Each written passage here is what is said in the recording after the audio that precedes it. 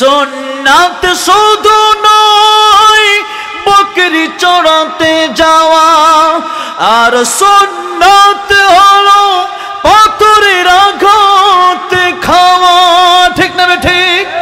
এই দেশে যেই চুরি আর ডাকাতি, আমি খুব কষ্ট পেলাম আজকে এই মাহফিলে আসার পর একটা বিষয় শুনে। এই মাহফিল থেকে যদিও আমাদের স্বেচ্ছাসেবক ভাইরা মনে হয় শত শত মোটর সাইকেল আজকে আপনারা নিয়ে এসছেন, কিন্তু এরপরও কে যেন বাইরে একটা মোটর সাইকেল রাখছে, ওই মোটর সাইকেল নিয়ে গেছে কে জানি। এমন কঠোর সুর মাহফিলেও আসছে। ওইটা কি মাহফিল শোনার জন্য আসছে না চুরি করার জন্য আসছে? হ্যাঁ, এই জন্য এই দেশে সুরের অভাব নাই, ডাকাতের অভাব নাই।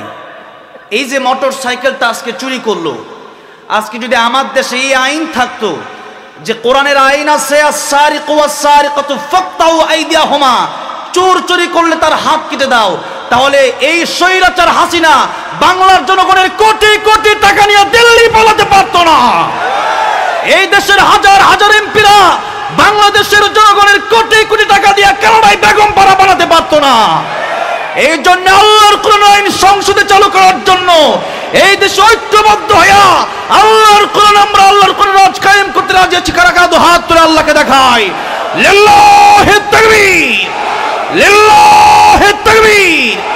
আল কোরআনের আলো সংসদে যাও, লিল্লাহি তাকবীর। এই হবে আমাদের স্লোগান, আজকে থেকে মাহফিলের স্লোগান হবে আল কোরআনের আলো। জোরে বলেন আল কোরআনের আলো। এই হবে আমাদের স্লোগান। ঘরের ভিতরে কোরআন রাখার জন্য কোরআন আসে নাই, কোরআন এসেছে, এটা হচ্ছে কমপ্লিট কোড অফ লাইফ। কোরআন শরীফ পূর্ণাঙ্গ জীবন বিধান। উদখুলু ফিস সিলমি কাফা, ঘরে কোরআন মানবা আর রাষ্ট্রে কোরআন মানবা না, মসজিদে কোরআন মানবা আর মেম্বরি করতে গেলে কোরআন মানবা না, মসজিদে কোরআন মানবা, চেয়ারম্যানের জায়গায় কোরআন মানবা না, মসজিদে কোরআন মানবা, এমপির জায়গায় কোরআন মানবা না। কোরআন তা বলে না, কোরআন বলেছে তুমি এমপি হতে পারো, মন্ত্রী হতে পারো, তোমার ছেলে মেয়ে যদি চুরি করে তার হাতটাও তুমি কেটে দাও। নবীজি বলেছেন আমার মেয়ে ফাতেমা, আমার মেয়ে ফাতেমা তো সাইয়্যিদাতুন নিসাই আহলিল জান্নাহ, আমার মেয়ে ফাতেমা যদি চুরি করে তার হাতটাও আমি নবী কেটে দেব। আল্লাহু আকবার। ওমর রাদিয়াল্লাহু আনহু ওনার ছেলে আবু শামাকে মদ্যপান করার অপরাধে ব্যত্যাঘাত করতে করতে আবু শামাই দুনিয়া থেকে বিদায় হয়ে গেল। এরকম নেতা যদি আজও আমরা পেতাম, তাহলে এই দেশে চুরি ডাকাতি আর হয়রানি আর আলেমদের জেল খাটা লাগতো না। আমাদেরকে অনেকেই বলে, আমি কয়েকদিন আগে আমার বাড়ি তো গাজীপুর, ঢাকার পাশে নরসিংদী এক মাহফিলে গেলাম। ওঠার আগে আমারে বলল রাজনীতির কথা আপনি বলবেন না। আমি বললাম কেন, রাজনীতি কি কোরআন শরীফে নাই? আমার নবী কি রাজনীতি করে নাই? আমার নবী যদি রাজনীতি করতে পারে তাহলে আমার নবীর পুরা জীবনটাই তো আমার জন্য আদর্শ। নবী যদি জীবনে 10 বছর প্রেসিডেন্ট থাকেন, যদি আবু বকর রাদিয়াল্লাহু আনহু প্রেসিডেন্ট থাকেন, উমর রাদিয়াল্লাহু আনহু প্রেসিডেন্ট থাকেন, হযরত আলী রাদিয়াল্লাহু আনহু প্রেসিডেন্ট থাকেন, উসমান রাদিয়াল্লাহু আনহু প্রেসিডেন্ট থাকেন, তাহলে আমরাও বাংলাদেশে প্রেসিডেন্ট হতে চাই। কারণ হচ্ছে আমরা বাংলাদেশে ক্ষমতায় যেতে পারলেই আমরা বাংলাদেশে কোরআনের আইন বাস্তবায়ন করতে পারবো। আর চোরেরা ছাচোরেরা ক্ষমতায় গেলে এই দেশে চোরি আর ডাকাতি বাস্তবায়ন করবে, জুলুম বাস্তবায়ন করবে, স্বৈরাচারী বাস্তবায়ন করবে, আলেমদেরকে ফাঁসি দিয়া দিয়া দেশ থেকে কোরআনকে বিদায় করতে চাবে। ঠিক না বেঠে? এই জন্য আমার ভাইরা, আমার মুরব্বী বাবাজিরা, এই জন্য সূরাতুল আসর আমি তেলাওয়াত করলাম। একখানা হাদিস শরীফ আপনাদের সামনে তেলাওয়াত করলাম খুতবার শুরুতেই। সূরাতুল আসরে আল্লাহ রাব্বুল আলামিন বললেন, মুসলমান শুধু নামে হলেই হবে না, কাজে তোমাদেরকে মুসলমান হতে হবে। কি কি কাজ তোমাদের করতে হবে, এই পৃথিবীতে কারা সফল কাম হবে আর কারা ক্ষতিগ্রস্ত হবে, এই কথাগুলো আল্লাহ রাব্বুল আলামিন কোরআন শরীফের সূরা আসরে আল্লাহ রাব্বুল আলামিন বললেন। এবার আসুন আমরা শুনবো সূরাতুল আসরের তাফসীরে আমরা ঢুকব। তার আগে আল্লাহ রাব্বুল আলামিন কেন নাজিল করলেন সেই কথাগুলো আমরা জানবো। আল্লাহর নবী বিশ্ব নবী রাহমাতুল লিল আলামিন 40 বছর পর্যন্ত তিনি তো আদম আলাইহিসসালামকে যখন মাটি আর পানির ভিতরে যখন আদম আলাইহিসসালাম, তখনই নবী বলেন, তখনই আমি নবী ছিলাম। সুবহানাল্লাহ বলেন। নবী তো আগে থেকেই নবী, তবে কথা হচ্ছে এই নবুয়তির দায়িত্ব আল্লাহ রাব্বুল আলামিন দিলেন 40 বছর বয়সে। কত বছর বয়সে? আপনাদের কষ্ট হচ্ছে? কষ্ট হলে আমারে বলবেন, আপনাদের কষ্ট হলে আমার সুবিধা, আমিও তাড়াতাড়ি শেষ করে দেব। কষ্ট হচ্ছে? তবে একটু ধৈর্যের সাথে বসেন, আশা করি আপনাদের উপকার হবে। কোরআনের কথা শুনলে উপকার আছে না নাই? নবী বললেন, আবু যর শোনো, এক একটা কোরআনের আয়াত যদি তুমি শেখার চেষ্টা করো, এক একটা কোরআনের আয়াত যদি তুমি বোঝার চেষ্টা করো, প্রত্যেকটা আয়াত বোঝার কারণে, প্রত্যেকটা আয়াত শেখার কারণে আল্লাহ রাব্বুল আলামিন তোমাদের আমলনামায় 100 রাকাত নামাজ পড়লে যে সওয়াব হতো তার চেয়ে বেশি সওয়াব আল্লাহ রাব্বুল আলামিন তোমাদের আমলনামায় দান করে দেবেন। 100 রাকাত নামাজ আমরা কয়জন পড়ি? একটা কোরআনের আয়াত শিখলে কয়শো রাকাত নামাজের সওয়াব? 100 রাকাত নামাজের সওয়াব। আমরা প্রতিদিন কয়শো পড়ি? কয়শো রাকাত পড়ি? আমাদের দেশে একটা এমপি ছিল, একজন এমপি ছিল, ওই এমপি নাকি 70-80 রাকাত করে তাহাজ্জুদ পড়তো। এটাও আমরা শুনছি। আবার কাবা শরীফের পাশে গিয়ে সিগারেটও খায়। হ্যাঁ, এখন তার আর খুঁজে পাওয়া যায় না। পাওয়া যায়? পাওয়া যায় না। যেগুলা পালাবো না ওগুলাই পালাইছে। ঠিক না ঠিক? কোরআনের পক্ষে থাকবেন, শান্তি থাকবে চিরজীবন। কোরআনের বিরুদ্ধে করবেন, 10 বছর 15 বছর শান্তি থাকলেও জীবনটাই হয়ে যাবে জাহান্নামের আগুন। ঠিক না ঠিক? এই জন্য আমরা কোরআনের পক্ষে থাকতে রাজি আছি না নাই? আল্লাহ কবুল করেন, বলেন আমিন। 100 রাকাত নফল নামাজ পড়লে যে সওয়াব হয়, একটা কোরআনের আয়াত বোঝার চেষ্টা করলে তার চেয়ে বেশি সওয়াব আল্লাহ দান করেন। আমরা যদি আজকের এই মাহফিলে বসে, আমি তো মাহফিলে বসলেই আমি ফলো করি আল্লামা সাঈদীকে। কাকে ফলো করি? আল্লামা সাঈদী রহমতুল্লাহ আলাইহি। তিনি এই দেশের বিখ্যাত মুফাসসির ছিলেন। ওনার চেয়ে বড় মুফাসসির কেউ আছে কিনা আমি জানি না। আল্লামা সাঈদী রহমতুল্লাহ আলাইহি কথায় কথায় বলতেন কোরআন শরীফের আয়াত। কি বলতেন? কোরআন শরীফের আয়াত।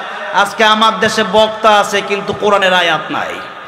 আমার দেশে বক্তা আছে, ঘটনা একটা শুরু করছে 10টা বাজে আর রাত 12টা বাজে, ওই ঘটনা শেষ হয় না। এক ঘটনা বললে 5 মিনিট লাগে, ওইটা কয় 50 মিনিটে। এত লম্বা ঘটনা, এরপরও কোরআন হাদিসে ওই ঘটনার কোনো ভিত্তি নাই। এই জন্য আলোচনা করার সময় যদি বক্তা কোরআনের আয়াত না বলে, সেই বক্তার আলোচনা শোনার কোনো দরকার নাই। যেখানে যত বেশি কোরআনের আয়াত হবে সেখানে তত বেশি আল্লাহর রহমত নাজিল হবে।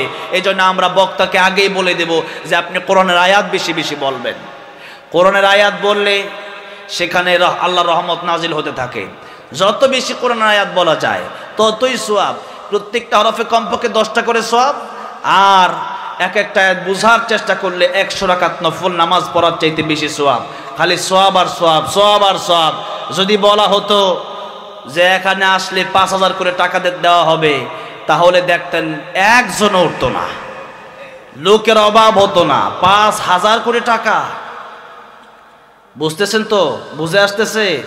আজকে আমরা কোরআনের পিছনে দৌড়াই না টাকার পিছনে দৌড়াই? টাকার পিছনে আমরা দৌড়াই। আল্লাহ রাব্বুল আলামিন বললেন, আল্লাযী খালাকাল মাউতা ওয়াল হায়াতা লিয়াবলুয়াকুম আইয়ুকুম আহসানু আমালা। এই দুনিয়ায় আমি আল্লাহ মরণ সৃষ্টি করলাম, এরপর হায়াত সৃষ্টি করলাম। এই মওত আর হায়াত সৃষ্টির পেছনের কারণ হলো আমি আল্লাহ রাব্বুল আলামিন তোমাদেরকে পরীক্ষা করতে চাই। পরীক্ষা, এই পরীক্ষায় যারা উত্তীর্ণ হবে এরাই যাবে আমার জান্নাতে। ফামান যুহজিহা আনিন নার ওয়া উদখিলাল জান্নাতা ফাকাদ ফাজ ওয়া মাল হায়াতুদ দুনিয়া ইল্লা মাতাউল গুরুর। আর যারা জান্নাতে চলে যাবে এরাই হবে প্রকৃত সফল কাম। আর এই গাড়ি বাড়ি নারী এগুলা কিচ্ছু সফলতা না। সফলতা হচ্ছে যে ব্যক্তিরা জাহান্নামের আগুন থেকে বেঁচে জান্নাতে প্রবেশ করতে পারলো, ওই ব্যক্তি সফল হয়ে গেল। কার কথা? কার কথা? আল্লাহ রাব্বুল আলামিনের কথা। আর আল্লাহ রাব্বুল আলামিন বলছেন, যদি আমার কোরআন তোমরা না মানো তাহলে তোমরা বিপদগামী হয়ে যাবা। জান্নাতে যাওয়ার রাস্তা হচ্ছে জান্নাত তোমাদেরকে চিনায় দেবে আমার কোরআন। সূরা ইব্রাহিম আল্লাহ রাব্বুল আলামিন বললেন, কিতাবুন আনজালনাহু ইলাইকা লিতুখরিজান নাসা মিনাজ-যুলুমাতি ইলান নূর।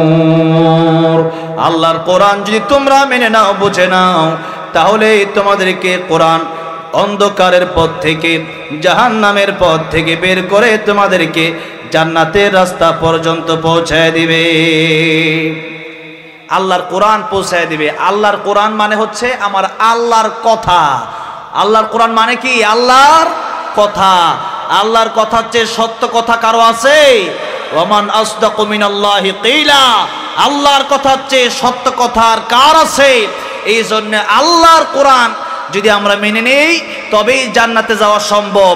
কিন্তু বড়ই দুঃখের ব্যাপার, বড়ই দুঃখের বিষয়, বড়ই পরিতাপের বিষয়, বড় আফসোসের বিষয়, আজ আমরা মুসলিম হয়েছে ঠিক, কিন্তু আমরা নামাজে কোরআন শরীফ শুদ্ধ করে পড়তেই পারি না।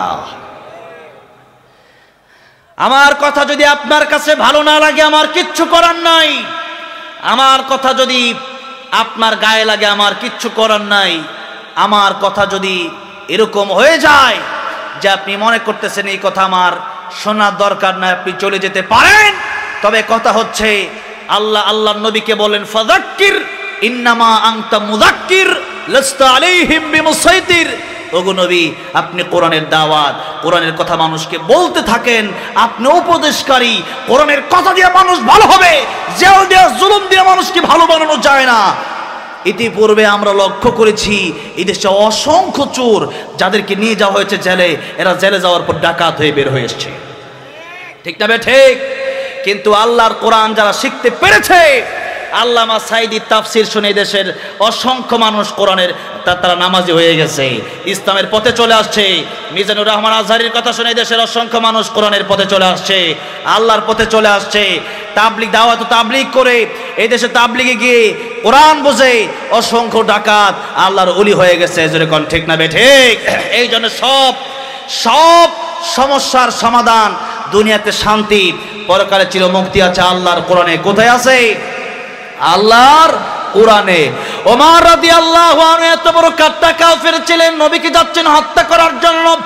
কত বড় কাট্টা কাফের থাকলে পরে আল্লাহর নবীকে হত্যা করার জন্য যায়। ওমর রাদিয়াল্লাহু আনহুর সাথে আরেকজন লোকের সাথে দেখা হয়ে গেল, রাস্তার মধ্যে পথিকের সাথে দেখা। পথিক বলল, ওমর তুমি কি জানো না তোমার বোন ইসলাম ধর্ম গ্রহণ করেছে? ওমর গেল দরজার সামনে, গিয়া দেখে ওমরের বোন কি যেন তেলাওয়াত করতেছে। ওমর রাদিয়াল্লাহু আনহু যদিও কতক্ষণ মারছে, পেটালো, এরপর ডাক দিয়ে বলল, বোনরে, ঘরে ঢোকার আগে তোর জবানে কি যেন আমি শুনতে পারলাম, এত মজা, এত মধু, এত মধু, এত মজার কোথাও আমি পাই নাই। ওমর রাদিয়াল্লাহু আনহু বললেন, ওই আরবি গজলটা আমাকে শোনানো যায়? ওমর রাদিয়াল্লাহু আনহুর বোন বললেন, ফাতেমা ডাক দিয়া বললেন, ওমর ওইটা আরবি কোনো গজল না, ওইটা হইল আল্লাহর কোরআন, যে কোরআনের বিরোধিতা করার জন্য তুমি রাসূলকে হত্যা করতে গিয়েছিলে। বলল, বোনের, আল্লাহর কোরআন যদি শুনতে এত ভালো লাগে তাহলে বোঝা যায় আল্লাহর কোরআন মিথ্যা হতে পারে না, আল্লাহর কোরআন অবশ্যই সত্য। আর আল্লাহর কোরআনের বিরোধিতা আমি ওমর আজ থেকে আর করব না। আল্লাহর কোরআনের তিলাওয়াত আমি ওমরকে ভালো করে দিয়েছে। অসংখ্য গণিত ঘটনা। ফুজাইল ইবনে আয়াজ রাহমাতুল্লাহ আলাইহি এত বড় আল্লাহর ওলি, যার নাম নিলে পৃথিবীর মানুষেরা, পৃথিবীর আলিমেরা আজও পর্যন্ত বলে রাহমাতুল্লাহি আলাইহি। সেই ফুজাইল ইবনে আয়াজ ছিল ডাকাতের সর্দার। কিসের সর্দার? ডাকাতের সর্দার। ফুজাইল ইবনে আয়াজ রাহমাতুল্লাহ, অনেক লম্বা ঘটনা, এগুলো ঘটনা লম্বা লম্বা করে বলার উদ্দেশ্য আমার না, ছোট ছোট করে আমি বলি। যাচ্ছেন রাস্তা দিয়ে, রাতে ডাকাতি শেষ করে উনি শুনছেন তার বাড়ির আগে আরেক বাড়ি, ওই বাড়িতে কে যেন তেলাওয়াত করছে। আলাম ইয়ানি লিল্লাযীনা আমানু আও তাখশা কুলুবুহুম লিযিকরিল্লাহ। যারা ঈমান এনেছো এখনো কি সময় হয় নাই আল্লাহর কোরআনের পথে ফিরে আসার? এখনো কেন তোমরা আল্লাহকে ভয় করছো না? অথচ যে কোনো সময় তোমাদের মৃত্যু চলে আসবে। এখনো কেন আল্লাহর ভয় তোমাদের অন্তরে নাই? এখনো কেন চুরি ছাড়তে পারলা না? এখনো কেন ডাকাতি ছাড়তে পারলা না? ফুজাইল ইবনে আয়াজ কোরআনের আয়াত শুনে চিন্তা করলো, কথাটা মনে হয় আমাকেই বলছে। ফুজাইল ইবনে আয়াজ রাহমাতুল্লাহ চলে গেল ওই লোকের বাড়ির সামনে, গিয়া দরজায় কারাঘাত করলো। বাড়িতে কে আছেন? দরজা খোলেন। কারি সাহেব দরজা খুলে দিলেন। ফুজাইল ইবনে আয়াজ রাহমাতুল্লাহ আলাইহি বললেন, আপনি কোরআন শরীফের যে আয়াতটা একটু আগে তেলাওয়াত করছিলেন ওই আয়াতটা আমারে আবার শোনান। চিৎকার মেরে পড়েন সুবহানাল্লাহ। কারি সাহেব তেলাওয়াত করলেন, আলাম ইয়ানি লিল্লাযীনা আমানু আন তাখশা কুলুবুহুম লিযিকরিল্লাহ।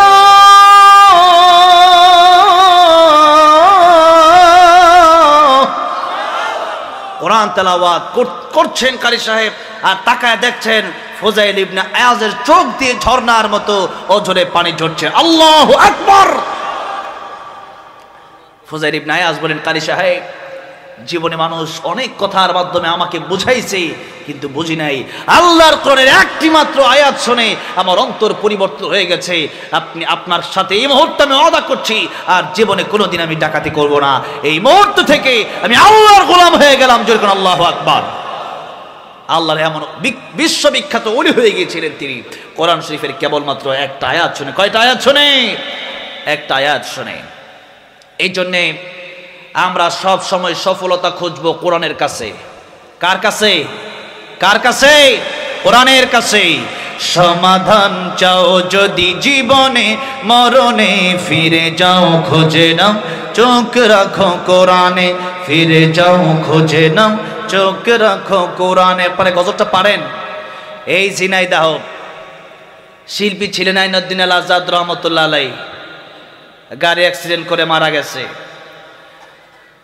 শহীদ হয়েছেন তিনিও।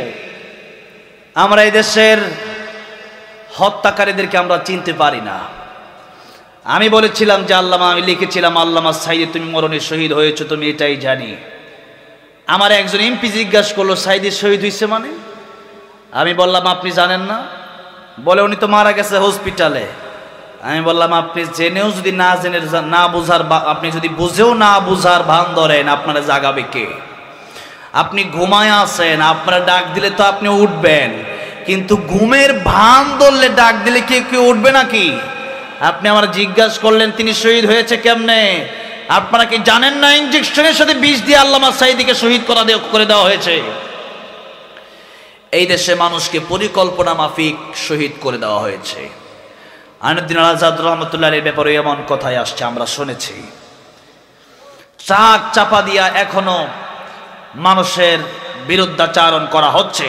কয়েকদিন আগে আমাদের একজন আলেম আব্দুল হাই মোহাম্মদ সাইফুল্লাহ সাহেব, উনি কোন এক মাহফিল থেকে আসার সময় ট্রাক এমন জোরে চাপ দিল, আমরা মনে করলাম যে এটা কোনো ষড়যন্ত্র ছিল। তো এই জন্য এই ষড়যন্ত্রগুলো আমার দেশে হয় আমরা বুঝি না।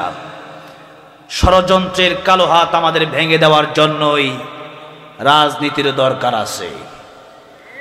জালেমের কালো হাত ভেঙে দেওয়ার জন্যই আমাদের এই দেশের ক্ষমতা পাওয়ার দরকার আছে। স্বৈরাচারের কালো হাত ভেঙে দেওয়ার জন্যই এই দেশের মসজিদে আল্লাহর কোরআন নিয়ে আমাদের ক্ষমতার মসজিদে বসার দরকার আছে না নাই? আছে। আল্লাহর কোরআন দিয়াই দেশ চালালে পরে ষড়যন্ত্রগুলা বন্ধ হবে, তা না হলে ষড়যন্ত্র বন্ধ করার কোনো সিস্টেম নেই। এই জন্য আল্লাহর কোরআন আমাদের দেশে চালু করতে হবে। আমার ভাইরাম, আমার মুরব্বী বাবাজিরাম, আইনউদ্দিন আল আজাদ রহমতুল্লাহ আলাইহি তিনি লিখে গিয়েছিলেন, সমাধান চাও যদি জীবনে মরণে, ফিরে যাও খুঁজে নাও, চোখ রাখো কোরআনে। এটাই তো বাস্তব কথা। আর এই দুনিয়া আমাদের হলো পরীক্ষার হল। এই দুনিয়া পরীক্ষার হল, পরীক্ষার সিলেবাস হলো কোরআন। পরীক্ষার সিলেবাস কোরআন। কোরআনে যা যা আছে তা আমাদের মেনে নিতেই হবে। আর যদি না মানি, আপনি যদি কোন আমি চুরি করবই, আমি ডাকাতি করবই, আমি সুদ খাবই, আমি ঘুষ খাবই, আমি জুলুম করবই, আমি পরের হক মারবই, তবে মনে রাখা দরকার আল্লাহর কোরআন যদি আপনি না মানেন তাহলে আল্লাহর কোনো ক্ষতি হবে না, বরং আপনার দুনিয়াও শেষ হবে, আখিরাতও শেষ হয়ে যাবে। ঠিক না ঠিক? খাসিরাত দুনিয়া ওয়াল আখিরা। আমার ভাইরা, আমার মুরব্বী ওয়াজিরা, নবীজি 40 বছর পর্যন্ত কোরআনের কথা বললেন না, কারণ আল্লাহ কোরআন দেয়ও নাই। 40 বছর পরে আল্লাহ কোরআন দিয়ে দিলেন। এবার নবী বললেন, ইয়া আইয়ুহান নাস কুলু লা ইলাহা ইল্লাল্লাহু তুফলিহুন। ও দুনিয়ার মানুষেরা, পড়ো লা ইলাহা ইল্লাল্লাহ, কামিয়াব হয়ে যাবা। মানুষ বললেন, লা ইলাহা ইল্লাল্লাহ পড়তে পারবো তো দূরের কথা, মুহাম্মদ তুমি ধ্বংস হয়ে যাও। যেরকম নাউজুবিল্লাহ। তাব্বাল্লাকা লিহাদা জামাতানা, আবু লাহাব বলল, এই জন্য আমাদেরকে তুমি দাওয়াত দেওয়ার জন্য ডাকছো, তুমি ধ্বংস হয়ে যাও। আল্লাহ রাব্বুল আলামিন বললেন, আমার নবী ধ্বংস হবে তো দূরের কথা, তাব্বাত ইয়াদা আবি লাহাবি ওয়া তাব্ব মা আগনা আনহু মালুহু ওয়া মা কাসাব। আল্লাহ বললেন, ধ্বংস আমার নবী হবে না, ধ্বংস হয়ে যাবে আবু লাহাব। আবু লাহাব ধ্বংস হয়েছে, আর আমার নবীর চেয়ে শ্রেষ্ঠ মানুষ পৃথিবীতে আর আছে? নবীর উপরে আল্লাহ বলে দিলেন, ওয়ামা আরসালনাকা ইল্লা রাহমাতাল লিল আলামিন। রাহমাতুল লিল আলামিন নবী কোরআনে প্রমাণ। আশিক বিনে কে বুঝিবে আমার দয়ার নবীর শান, উম্মত বিনে কে বুঝিবে আমার দয়ার নবীর শান। নবী আমার মদিনারি বলবো, আমার আল্লাহ ভালোবেসে নামটি দিলেন হাবিবে রাসূল। আল্লাহু আকবার। ওই নবীকে ভুল বুঝিলে, ওই নবীকে ভুল বুঝিলে থাকবে না ঈমান। আশিক বিনে কে বুঝিবে আমার দয়ার নবীর শান। আমার নবীর আশিক ছাড়া, আমার নবীর উম্মত ছাড়া আমার নবীর শান আর কে বুঝবে? আবু বকর নবীর জন্য জীবন দিতে চায়, ওমর নবীর জন্য জীবন দিতে চায়, আমরাও নবীর জন্য জীবন দিতে চাই কি চাই না? রাজি আছে না নাই? এই জন্য আমাদেরকে গালি দিলে আমরা সহ্য করতে পারি, নবীকে গালি দিলে আমরা সহ্য করতে পারি? আল্লাহ কোরআন আয়াত নাযিল করলেন, মানদাল্লাযী ইয়াকরিদুল্লাহ কারদান হাসানা। কে আছো আল্লাহর করজ দিবা, আল্লাহর ঋণ দিবা। এর মানে হচ্ছে কে আছো মসজিদে দান করবা, মাদ্রাসায় দান করবা, আল্লাহর কোরআনের জন্য দান করবা। ইহুদি একটা দাঁড়ায় গেল, ইহুদি কয় আল্লাহ ফকির হয়ে গেছে। নাউজুবিল্লাহ। কোন এতদিন জানতাম মুহাম্মদ ফকির, এখন দেখি তারা আল্লাহ ফকির। নাউজুবিল্লাহ। কোন আবু বকরের মেজাজ গরম হয়ে গেছে। আবু বকর সিদ্দিক রাদিয়াল্লাহু আনহু মারলেন এক চর, থাপ্পড় মারলেন ইহুদি রে। বললেন, ইহুদি তোর কত বড় সাহস! ইহুদি জমিনে পড়ে গেছে থাপ্পড় খায়, কারণ এটা শুধু দেহের শক্তি না, এটা ঈমানের শক্তি। এটা কিসের শক্তি? এটা ঈমানের শক্তি। আব্দুল্লাহ ইবনে হুযাফা রাদিয়াল্লাহু আনহু কি রোম সম্রাট জেলে আটকালো, 7 দিন পর্যন্ত খাবারও দেয় না, পানিও দেয় না। 7 দিন পরে ডাক্তার পাঠাইছে, যাও গিয়া দেখো অবস্থা কি।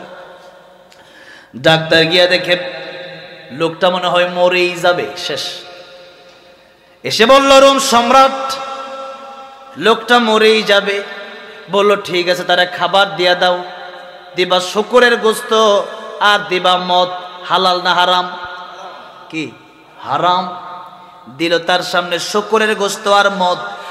আব্দুল্লাহ ইবনে হুযাফা 7 দিন ধরে খায় না, এর পরেও বললেন, ও ডাক্তার, এই মদ তুই, এই শুকরের গোশত তুই সরাবি নাকি আমি লাথি দিয়া সরায়া দেব? আল্লাহু আকবার। ডাক্তার বলল, রোম সম্রাট, ওইটা তো যেমন তেমন লোক না, ওইটার তো পাওয়ার বড় বেশি। আমরা যারা ইমানদার আমাদের পাওয়ার কম না বেশি? কারণ আমাদের সম্পর্ক দুনিয়ার কোনো চোরের সাথে না, দুনিয়ার কোনো ডাকাতের সাথে না, দুনিয়ার কোনো খুনির সাথে না। আমাদের সম্পর্ক কার সাথে? ইন্নামা ওয়ালিয়ুকুমুল্লাহু ওয়া রাসূলুহু ওয়াল্লাযীনা আমানু আল্লাযীনা ইউকিমুনাস সালাতা ওয়া ইউতুনাজ যাকাতা ওয়া হুম রাকিউন। আমাদের বন্ধু তিনজন, প্রথম বন্ধু আল্লাহ। বলেন মুমিনের বন্ধু প্রথম বন্ধু আল্লাহ। জোরে কোন মুমিনের প্রথম বন্ধুকে? কারণ যখন আমার কেউ ছিল না তখন ছিলেন কে?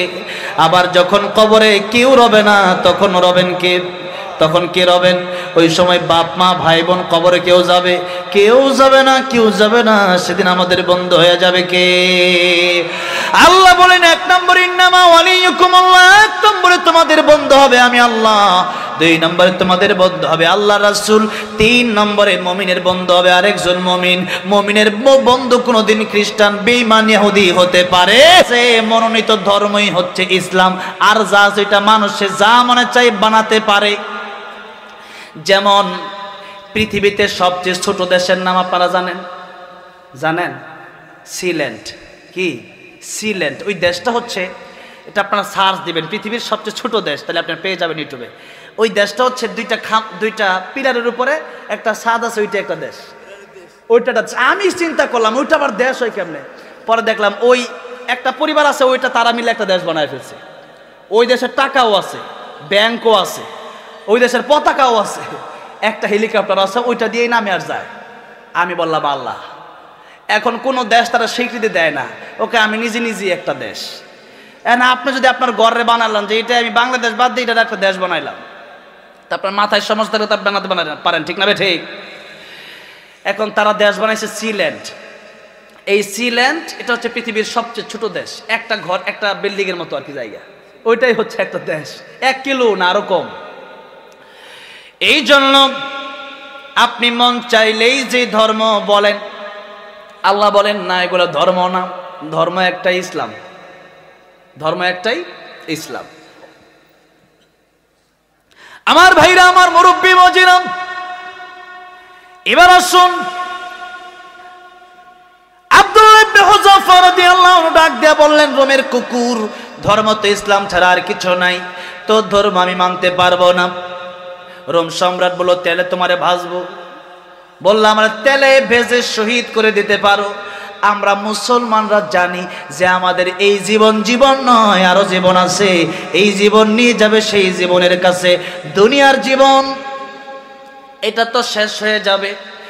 এই জন্য যারা জানে দুনিয়ার জীবন শেষ হয়ে যাবে তাদের অনেক চিন্তা, অনেক টেনশন। আর আমরা মৃত্যুরে ভয় পাই না। মরণ আজকে হলেও হোক। মনে রাখতে হবে, যারা মরণকে ভয় পায় না প্রকৃত ইমানদার হতে পারে না। নবী আল মুমিনু আল মাউতু তুহফাতুল মুমিন, মুমিনের জন্য মৃত্যু হচ্ছে হাদিয়া। আমার মরণ হবে, আমার দেখা হয়ে যাবে আমার আল্লাহর সাথে। আল্লাহু আকবার। এই জন্য আল্লাহ রাব্বুল আলামিন বললেন, ওয়াল্লাযীনা আমানু আশাদ্দু হুব্বাল লিল্লাহ। মুমিন যারা হয়, ঈমান যাদের ভিতরে থাকে, তাদের কলবে, তাদের অন্তরে সবচাইতে বেশি ভালোবাসা আমি আল্লাহর জন্য। কার জন্য? আর আল্লাহর সাথে যদি দেখা করতে চান, মরণ ছাড়া আল্লাহর সাথে দেখা করার কোনো সিস্টেম নাই। আছে নাকি? 2টা জিনিস লাগবে আল্লাহর সাথে দেখা করার জন্য। 2টা জিনিস লাগবে, একটা হলো ঈমান লাগবে, একটা মরণ লাগবে। একটা কি লাগবে? ঈমান। আরেকটা কি? মরণ, মৃত্যু লাগবে। মৃত্যু ছাড়া দেখা যাবে না। এই জন্য আব্দুল্লাহ ইবনে হুযাফা বললেন, আমার যদি তেলে ভাজো। নবী বলেন, শহীদের মৃত্যুর যন্ত্রণা কতটুকু শোনো। একজন শহীদ যখন শহীদ হয়ে যায়, পিপিলিকা কামড় দিলে যা কষ্ট, এত কষ্ট তার লাগে না। এর চেয়ে বেশি কিছু না।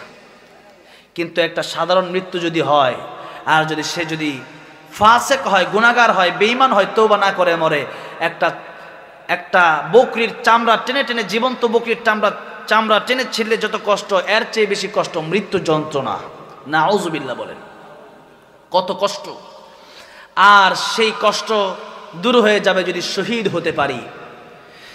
নবীজি একজন সাহাবী আব্দুল্লাহ রাদিয়াল্লাহু আনহুকে জিজ্ঞেস করলেন, তোমার জীবনে কি ইচ্ছা আছে বলো। আব্দুল্লাহ রাদিয়াল্লাহু আনহু বলছেন, ইয়া রাসূলুল্লাহ, আমার জীবনে কোনো ইচ্ছা নাই, আমার জীবনে একটা ইচ্ছা আছে। ইয়া রাসূলুল্লাহ, ইয়া হাবিবাল্লাহ, আপনি আমার জন্য দোয়া করেন, আমি যেন শহীদ হতে পারি। কি হতে পারি? শহীদ হতে পারি। কেন? শহীদ হলে মৃত্যুর যন্ত্রণা নাই, শহীদ হলে কবরে মুনকার নাকির আসে না, শহীদ হলে আল্লাহ রাব্বুল আলামিন কিয়ামতের ময়দানে বিনা হিসেবে জান্নাতের মেহমান বানায় দিবে। এর চেয়ে শান্তি তো আর কিছু নাই। একেবারে সবচেয়ে জান্নাতে যাওয়ার সহজ রাস্তা হচ্ছে শহীদ হওয়া। কি হওয়া? জোরে বলেন, কি হওয়া? শহীদ হওয়া। সূর্য পশ্চিম দিক থেকে উঠবে, ইতিপূর্বে নিউজ চলে এসেছে আমাদের কাছে। কিয়ামতের বড় বড় আলামতের ভিতরে এটাও হচ্ছে একটা আলামত। সূর্য পশ্চিম দিক থেকে উঠে যাবে, সেদিন আর তওবা কবুল হবে না। ও মুসলমান, নবীজি বলেছেন কিয়ামতের আগে গজওয়াতুল হিন্দ হবে, মুসলমান আর কাফেরের সাথে একটা যুদ্ধ সংঘটিত হবে। সেই সময় যারা ঘর থেকে বের হবে না, মুনাফিক হয়ে মৃত্যুবরণ করবে। আর যারা আল্লাহর জন্য যুদ্ধের ময়দানে শরীক হয়ে যাবে, যারা শহীদ হয়ে যাবে, বিনা হিসেবে আল্লাহর জান্নাতে চলে যাবে। সেই গজওয়াতুল হিন্দে দ্বীনকে কায়েম করার জন্য, শহীদ হওয়ার জন্য রাজি আছেন কারা কারা? গজওয়াতুল হিন্দের প্রস্তুতি নেওয়ার জন্য দুই হাত আমার আল্লাহর উঠায় দেখান।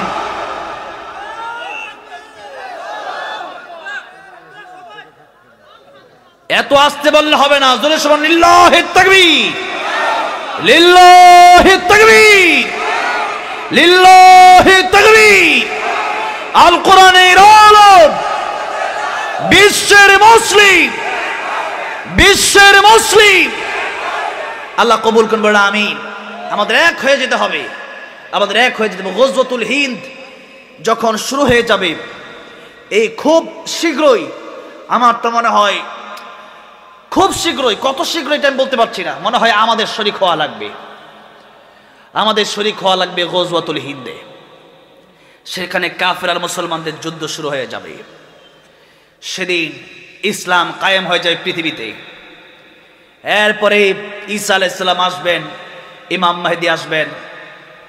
এক একটা ইহুদি, এক একটা কাফের পাহাড়ের নিচে গিয়ে পালালে পাহাড় থেকে শব্দ বের হয়ে আসবে, পাহাড় বলতে থাকবে আমার নিচে ইহুদি আছে, ওর তাড়াতাড়ি হত্যা করো। গাছের ভিতর লুকায় গেলেও গাছ, আল্লাহ গাছের জবানগুলো খুলে দিবেন, তখন গাছ বলতে থাকবে যে আমার ভেতরে এই কাফের আছে, এই কাফের আর দুনিয়াতে থাকতে পারবে না, হত্যা করে ফেলো। দুনিয়াটা ইসলাম দিয়ে আল্লাহ ভরপুর করে দিবেন। সেই দিন যেন আল্লাহ আমাদেরকে দেখায়, বলেন আমিন। গজওয়াতুল হিন্দের জন্য প্রস্তুতি নেন। যদি সেদিন কেউ ঘরে বসে থাকেন, যেদিন গজওয়াতুল হিন্দের ডাক আসবে, নবীজির বাণী, তারা মুনাফিক হয়ে মারা যাবে। আর মুনাফিক যারা হবে, সবচেয়ে নিকৃষ্ট তাদের শাস্তি হবে। কার কথা? কার কথা?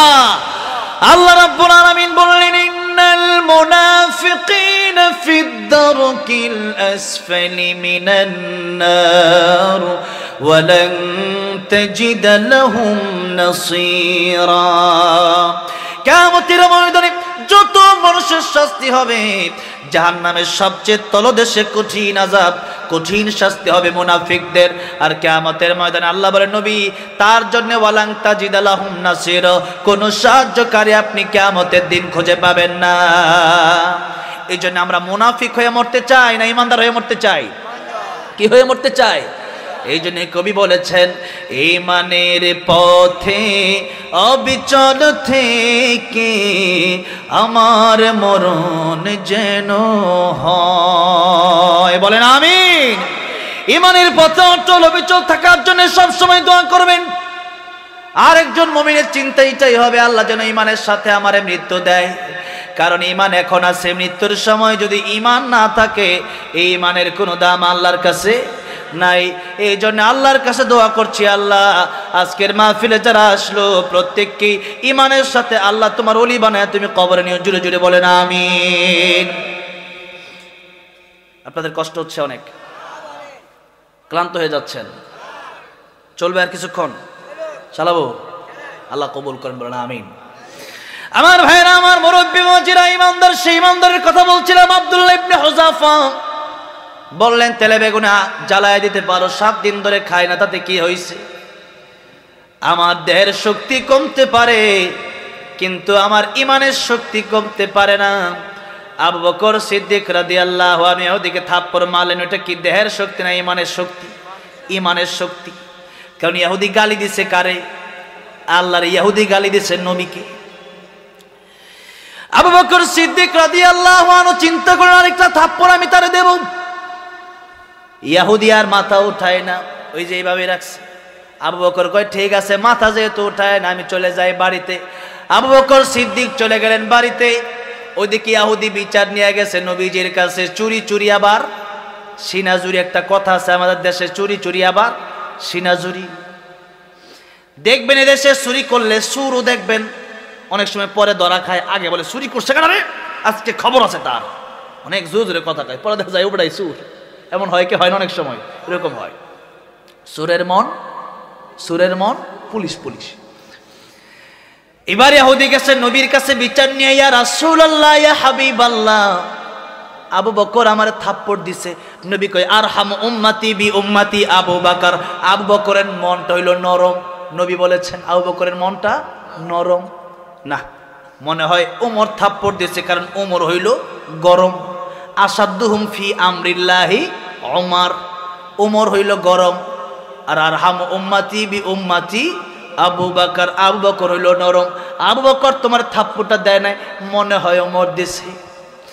ইহুদি কয় না ওগো নবী, আমি আবু বকর কেউ চিনি, ওমর কেউ চিনি, আমার থাপ্পড়টা আবু বকরই দিয়েছে। ইয়া রাসূলুল্লাহ, এর বিচার করতে হবে, বিচার আমি চাই।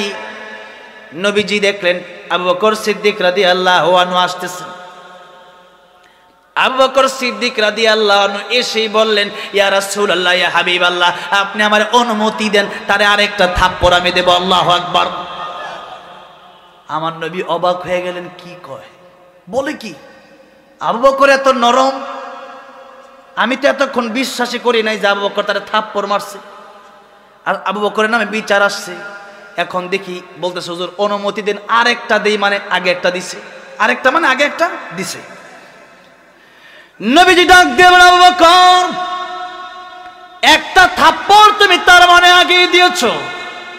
ইয়া রাসূলুল্লাহ, একটা থাপ্পড় আমি তার আগেই দিছি। বলেন আবু বকর তুমি তারে মারলা কেন? আবু বকর বলেন ইয়া রাসূলুল্লাহ ইয়া হাবিবাল্লাহ, আমার জীবনের চাইতেও বেশি আপনারে ভালোবাসি। ইয়া রাসূলুল্লাহ, আমারে ধমক দিলে, আমারে গালি দিলে চুপ থাকতে পারি, আপনাকে গালি দিলে সহ্য করতে পারি না, আল্লাহকে গালি দিলে আমি সহ্য করতে পারি না, কারণ আমি ইমানদার। ইমানদারকে ব্যক্তিগত কথা বললে ইমানদার সহ্য করতে পারে, ইমানদারের পরিবার নিয়ে কথা বললে সহ্য করতে পারেন। তবে আল্লাহর কসম, ওয়াল্লাহি বিল্লাহি তাল্লাহি, ইমানদারের সামনে যদি আল্লাহর কোরআনের বিরুদ্ধে কথা বলা হয়, ইমানদার তা কখনো বরদাস্ত করতে পারে না। জোরে বলেন কথা ঠিক না বেঠে? কাতারে আমার সাথে দেখা হলো শামীম সাইদি হাফিজাহুল্লাহ, আল্লামা সাইদি সাহেবের ছেলের সাথে একটা প্রোগ্রাম ছিল একসাথে। আমি বসলাম ওনার সাথে, অনেক চোখের পানি ছেড়ে ছেড়ে বলছিলেন আমার বাবা কত ভালো। আমার বাবা কোরআনের কথা বলার কারণে যখন জেলে নিয়ে গেল, আমার বাবাকে বলা হয়েছিল যে আপনি জামাতে ইসলামী ছেড়ে দেন, আপনি একটু শক্ত কথাগুলো ছেড়ে দেন, আপনি আস্তে আস্তে কোরআনের কথা বলেন, তাতে কোনো সমস্যা নাই, আপনি মিঠা মিঠা কথাগুলা বলেন। কিন্তু আপনাদেরকে জিজ্ঞাসা করতে চাই, শুধু মিষ্টি খাওয়ার নাম কি সুন্নাত, নাকি পাথর খাওয়ার নামও সুন্নাত? নবীজি পাথর খায় নাই, খায় নাই? সুন্নাত নয় শুধু দাওয়াতের মেহমান, সুন্নাত নয় শুধু খাওয়া শেষে মধুপান, আরো কিছু সুন্নাত আছে তুমি জানো কি? জানলেও জীবনে কখনো তা মানো কি?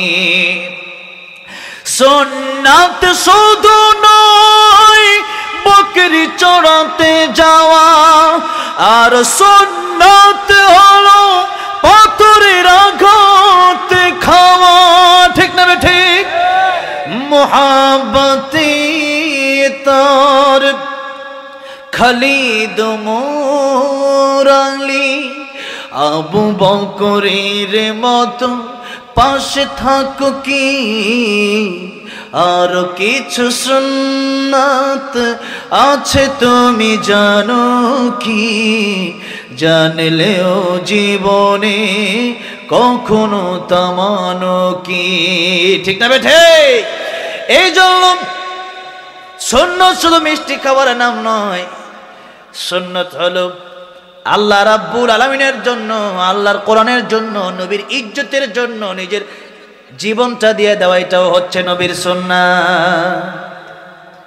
এই জন্য নবীর সুন্নাত আমরা অর্ধেক মানব না পরিপূর্ণ? প্রথমে বলছিলাম পরিপূর্ণ মানতে হবে। আল্লাহ বললেন ইয়া আইয়ুহাল্লাযীনা আমানু দুখুলু ফিস-সিলমি কাফা, আই তাম্মা। ইমানদার যদি ইমানদার হও, ইসলাম পরিপূর্ণ মানো। এখন ওযুর ফরজ কয়টা? হ্যাঁ, 4টা। এখন ওযু আপনি 3টা ফরজ মানলেন, অনেক শীত, আপনি বললেন ঠিক আছে পাটা ধুইলাম না, নামাজ 4 রাকাত এশার নামাজ 3 রাকাত পড়লাম, 1 রাকাত বাদ দিয়ে দিলাম, ওযু হবে না, নামাজও না। আপনি 3টা ফরজ মানছেন, 3 রাকাত পড়ছেন, হবে না, কারণ পুরোটাই মানতে হবে। আল্লাহ বলেন অর্ধেক মেনে জান্নাতে যাওয়া যাবে না। মানতে যদি হয়, যদি জান্নাতে যেতে হয়, অর্ধেক না পরিপূর্ণ? পরিপূর্ণ। আমার ভাইরা, আমার মুরব্বী মুজিরাম, আবু বকর সিদ্দিক রাদিয়াল্লাহু আনহু বললেন ইয়া রাসূলুল্লাহ, ইয়া হাবিবাল্লাহ, নিজের জীবনের চাইতে বেশি আপনারে ভালোবাসি। ইয়া রাসূলুল্লাহ, আমারে কিছু বললে আমি চুপ থাকতে পারি, আপনারে কিছু বললে সহ্য করতে পারি না, কারণ আমি ঈমানদার। ইয়া রাসূলুল্লাহ, ইয়া হাবিবাল্লাহ, আর আপনি না বলেছেন লা ইউমিনু আহাদুকুম হাত্তা আকুনা হাব্বা ইলাইহি মিন ওয়ালিদিহি ওয়া ওয়ালাদিহি ওয়ান নাসি আজমাইন। নবীকে জীবনের চাইতে বেশি ভালো না বাসতে পারলে পরিপূর্ণ ঈমানদার হওয়া যায় না। এই জন্য নবীকে আমাদের জীবনের চাইতে বেশি ভালোবাসার দরকার আছে না নাই? আবু বকর সিদ্দিক রাদিয়াল্লাহু আনহু বললেন ইয়া রাসূলুল্লাহ, ইয়া হাবিবাল্লাহ, আমার জন্য যত বেশি আমি পাগল, আপনার জন্য তার চেয়ে কোটি কোটি গুণ বেশি আমি পাগল। আমারে আমি যত বেশি ভালোবাসি, আপনার তার চাইতে কোটি গুণ বেশি আমি ভালোবাসি। আমরাও আমাদের জীবনকে যত ভালোবাসি, তার চেয়ে বিশ্ব নবীকে বেশি ভালোবাসি কি বাসি না? মন আমার কাঁদে রে, প্রাণ আমার কাঁদে রে, যেতে সোনার মদিনা, যে মদিনা ধন্য হলো পেয়ে তব ঠিকানা। মন কাঁদে কি কাঁদে না নবীর জন্য? যেই নবীর কারণে ইসলাম পেলাম, কোরআন পেলাম, দিন পেলাম, জান্নাতের রাস্তা চিনলাম, ওই নবী তো দুনিয়ার জন্য রহমত, আখিরাতের জন্য রহমত। আলহামদুলিল্লাহি রাব্বিল আলামিন ওয়া মা আরসালনাকা ইল্লা রাহমাতাল লিল আলামিন। আল্লাহ বলেন আমি যত জায়গার জন্য রব, আমার নবী তত জায়গার জন্যই রহমত। আবার কিয়ামতের ময়দানে সকল নবীরা বলবে নফসি নফসি নফসি, আমার কি উপায় হবে, আমি কোথায় যাব? নবী বলেন মাথার উপরে, কত উপরে? অর্ধ হাত না। সুরমার যে দানি আছে, সুরমার যে কাঁটা আছে, ওইটা কতটুকু লম্বা? 1 আঙ্গুল পরিমাণ, এতটুকু উপরে থাকবে সূর্য। 9,30,00,000 মাইল দূরে সেই সূর্য নেমে আসবে মাত্র 1 আঙ্গুল উপরে মাথা।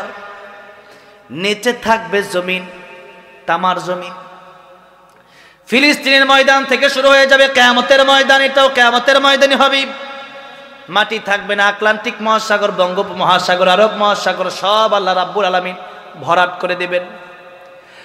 হাউজে কাউসারের পানি ছাড়া সেদিন কোনো পানি থাকবে? নবীকে আল্লাহ বলবেন, ও নবী, আপনার খাঁটি উম্মত যারা, আপনারে ভালোবেসেছে যারা, আপনি তাদেরকে এক এক গ্লাস করে পানি পান করান। দুধের চেয়েও মিষ্টি, মধুর চেয়েও মিষ্টি, দুধের চেয়েও সাদা। এক গ্লাস পানি যে ব্যক্তি একবার পান করবে 50,000 বছর আর পিপাসা লাগবে না। এরপরে উম্মত সহ নবীরা বলবে নাফসি নাফসি। নবী বল, আমার নবী রাহমাতুল লিল আলামিন নবী বলবেন উম্মতি উম্মতি, আমার উম্মতের কি হবে, আমার উম্মতের কি হবে? ওই নবীকে জীবনের চাইতে বেশি ভালোবাসার দরকার আছে না নাই? ওই নবীর আদর্শ আমাদের জীবনে বাস্তবায়ন করার দরকার আছে না নাই? আবু বকর সিদ্দিক বলেন, ইয়া রাসূলুল্লাহ, ইয়া হাবিবাল্লাহ, জীবনের চাইতে বেশি আপনাকে ভালোবাসি। আর ইহুদি গালি দিছে আপনারেও আল্লাহরেও। আমি চাইছিলাম 2 জনের পক্ষ থেকে 2টা থাপ্পড় দিতে, দিছি এক চাইছিলাম দেওয়ার জন্য, দিছে কয়টা? একটা। ইয়া রাসূলুল্লাহ, দিলাম একটা। চাইছিলাম দিতে 2টা, কারণ আল্লাহর পক্ষ থেকে একটা আর আপনার পক্ষ থেকে আরেকটা। দিলাম তো একটা, আরেকটা তো বাকি আছে। নবী বলেন, ইহুদি তুমি কি গালি দিছো? ইহুদি কয়, না আমি গালি দেই নাই, ওরা তো মিথ্যাবাদী। বললাম না সরি সরি, আবার সেটা যে মিথ্যা কথা বেশি কয় তারা। এবার আল্লাহর নবী বলেন, আবু বকর তোমার সাক্ষী আছে। ইসলামের বিচার দেখেন। আবু বকর সিদ্দিক বলেন, ইয়া রাসূলুল্লাহ, আমার সাক্ষী নাই। ইহুদি কয়, আমার সাক্ষী আছে, কারণ ওই সময় ইহুদির সাথে আরেকটা ইহুদি ছিল, আর আবু বকরের সামনে অন্য কোনো মুসলিম ছিল না। নবীজি বললেন, সাক্ষী ছাড়া ইসলামের কোর্টে কোনো বিচার হয় না। যদি সাক্ষী আনতে পারো বিচার শুরু হয়ে যাবে। আবু বকর সিদ্দিক রাদিয়াল্লাহু আনহু বলেন, ইয়া রাসূলুল্লাহ, ইয়া হাবিবাল্লাহ, বিচার যদি করতে হয় আপনি বিচার করে দেন। আমি আমার আল্লাহর ইজ্জত বাঁচানোর জন্য, আপনার ইজ্জতের জন্য আমি আবু বকর জীবনটাই দিয়ে দিতে পারি। আল্লাহু আকবার। নবীজি বিচার শুরু করবেন। বিচার শুরু হওয়ার আগে আল্লাহ রাব্বুল আলামিন বললেন, জিবরাইল কোরআন শরীফের আয়াত নিয়ে যাও। সূরা আলে ইমরানের আয়াত নাযিল হয়ে গেল। লাকাদ সামিআল্লাহু কাওলাল্লাযীনা ক্বালু ইন্নাল্লাহা ফাকীর ওয়া নাহনু আগনিয়া।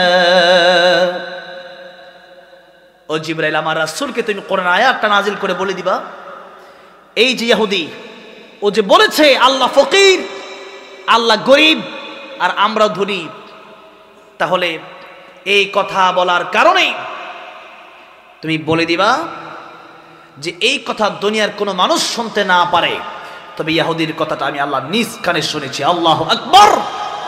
ইয়া রাসূলুল্লাহ, ইয়া হাবিবাল্লাহ, আবু বকরের জন্য দুনিয়ার কোনো সাক্ষীর প্রয়োজন নাই। আবু বকরের জন্য দুনিয়ার কোনো মানুষ ইসলামের কোর্টে এসে সাক্ষী দিতে হবে না।